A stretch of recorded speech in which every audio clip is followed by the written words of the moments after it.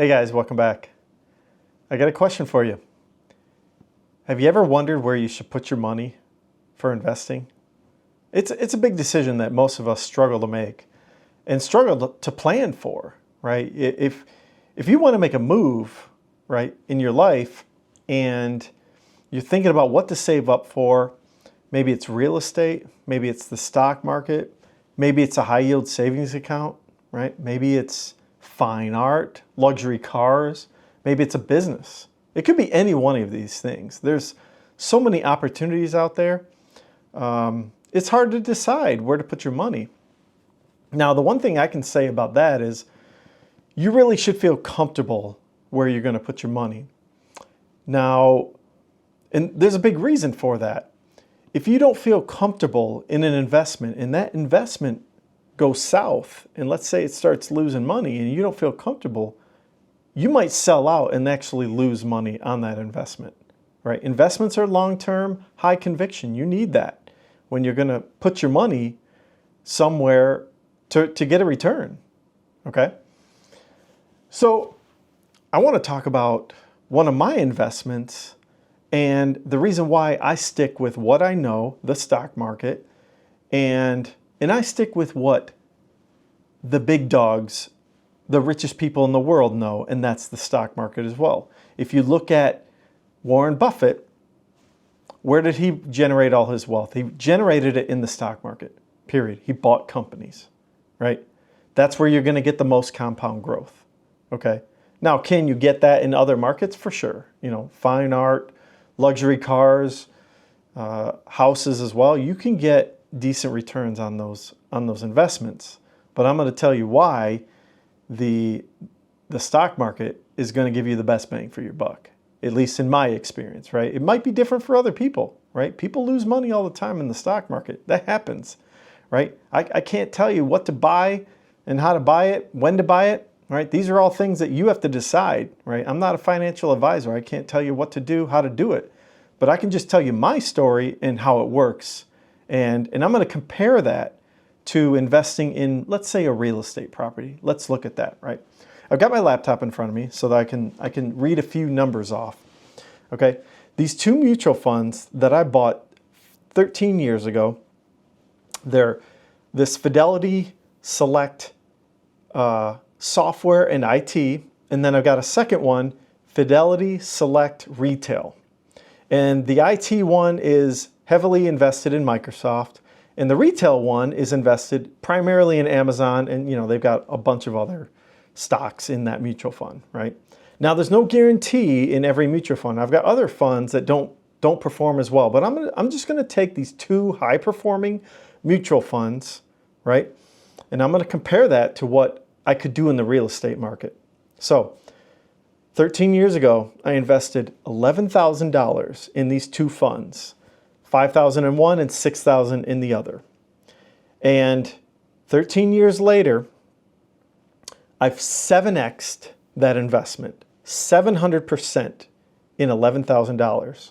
Right now, it's worth around $90,000, okay? Now, at the beginning of 2024, I subtracted out the returns on these investments. And at the beginning of 2024, I had $75,000 in my position size, okay? And the dividends that these two mutual funds paid me in 2024 was $9,500 in dividends, okay? The growth as well of these two mutual funds, the total growth from the beginning of 2024 to the end was $4,100 for a grand total return of dividends and appreciation of these mutual funds was $13,756. I'll say that again. For a $75,000 position, the total return was $13,750 in 1 year. Okay, that's more than a 10% return. That's killing it. So let's talk about that $13,000 I made. Okay, now if I were to go out and buy a $75,000 property, what would I get? I wouldn't get much. It'd be like this really clunker property. It'd be real small. It'd probably be a 1-bedroom studio in the worst part of town, right? So I wouldn't be able to get much rental income from it, to be honest. However, let's just play it out, right? So if I were to go out and buy the $75,000 property at the beginning of 2024, in order for me to make that $13,756, I would have had to have charged a tenant $1,146 on a $75K property. You think I would have been able to get $1,146 on a $75,000 piece of crap property? Probably not, to be honest. And to be honest, I don't think I could charge $1,146. I would have had to have charged a premium on top of that to cover all the maintenance costs and property taxes and liability. I probably would have had to have charged, I estimate, at least $1,400 a month, maybe $1,500, right? If I'm new to this as well, I probably want to increase the rent a bit more to cover like unknowns that I don't know about, right? In real estate, there's a lot of unknowns. There's a lot of risks in real estate, okay? So again, I would have had to have charged $1,500 a month. I would have had to have gotten a tenant on day one. Let's say I buy the property on January 1st and I luckily get a tenant on day one. That's not a reality. It probably would have taken me 30 days. I would have had to advertise it, right? I would have had to have cleaned it up. Let's first talk about that. The $75,000, I buy this piece of crap property. I would have had to have gone in there, probably inspected it, had problems, maybe fixed it up. Oh, there goes another 25 grand, right? Just to get it up to a rentable situation, right? So there you go. I'm already out $25,000. There goes my $75K investment, right? Because I want to invest in real estate, what everyone on YouTube is talking about or whatever. You hear this all the time, like, oh, invest in real estate, invest in real estate. Really? Why? I just don't get it, right? When I can just buy these mutual funds, right? Collect a nice 10%. No, it's not every year, but on a good year, you're going to get 10%, okay? And this money just compounds and compounds. I can just sit back, chill with my tea, and collect my $13,000 on an annual basis. And it's going to be more year after year after year because it's going to compound. And these companies are going to outdo the real estate market every time. These companies outdo them, okay? So let's take a second look at this. Now, right now, these mutual funds are worth $90K now, okay? Should I sell those two mutual funds and take my money out and go buy some piece of crap $90,000 property? And let's say 10 years down the road, is that $90,000 property going to 7X or 5X or 3X? No. Real estate doesn't 5X or 10X. It doesn't do that. You might get 2X. You might get lucky in 10 or 20 years to 2X your house.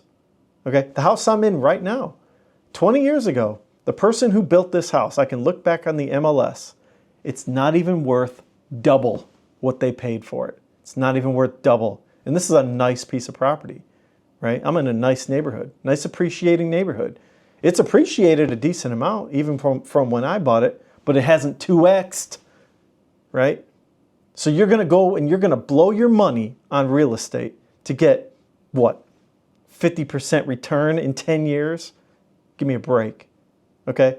You got to really know what you're doing to make money in real estate, okay? You got to know all the liabilities. You got to pay for lawyers for contracts. You got to deal with tenants. You got to deal with property taxes.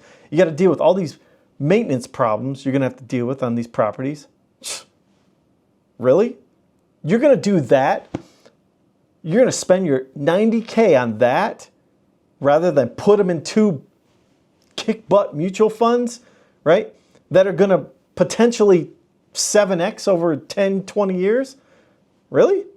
Right? Even if they perform poorly, I bet you they'll 3X in 10 years, right? They're going to perform with the S&P 500. The S&P 500, it's going to 2X, 3X in 10 years, 15 years, right? So that's my experience, honestly. Like if I had 90K today, no way in hell would I go out and buy some real estate. Give me a break, right? And if I had to buy a decent piece of real estate, I'd have to go out and take a mortgage out along with my 90K, right? And then that liquidity is tied up, right? I can put the 90K in and get it right back out if I wanted to in a mutual fund, right? You've got liquidity in the stock market. You don't see Warren Buffett going out with his $325 billion and buying the Florida coastline. Why doesn't he do that? Right? Warren Buffett, let me ask you a question. Why aren't you going out and buying the Miami coast for $325 billion? You know why? Because it's not a 5X in 5 years. It's not. You've got liabilities, you've got insurance, you got hurricanes, you got floods, you got hailstorms, tornadoes, whatever. This is why investing in real estate is not for the faint of heart, right? I don't recommend it. I honestly don't. I mean, if you want to flip a house or two, you might be able to double, triple your money. If you're really good at flipping houses and know what you're doing and be able to find those price points in the market, know what you're doing. That's what you have to do. In the stock market, these people that are running these mutual funds, they know what they're doing. Fidelity, they know what they're doing. They're making money. Just let them be your employees and make money. Invest in these people. They know what they're doing. Same thing with these companies. You think the S&P 500, the mega caps, these people don't know what they're doing? They know. They're the most efficient companies in the world. You think you're going to beat them while investing in real estate? You think that you can flip a house more efficient than the top dogs at the big tech, the mega seven, right? Tesla, Apple, Microsoft, Amazon.